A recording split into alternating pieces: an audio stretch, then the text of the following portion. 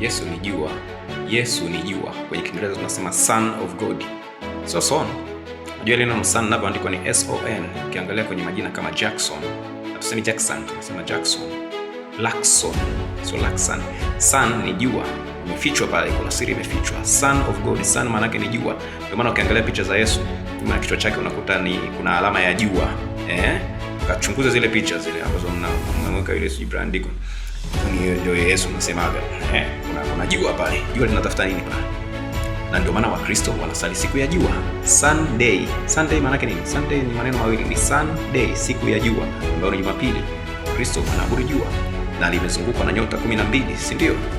Ambazo ndio mitume 12. Mitume 12 ni nyota zile, nyota 12. Elimu ya nyota, kasome astrology. Tulia hivyo. Hakuna cha Petro, sio Yohana, sio alifanya nini, sio watu gani walikutusua na kwa samaki wapi. Hizo zote ni lugha za picha. Hakuna cha mitume walikuwepo wala Yesu aliyekuwepo mahali popote. Umefundishwa elimu kwa njia ya siri. Umefundishwa elimu ya nyota kwa njia ya siri. Utaelewa tu. Tulia hivyo hivyo.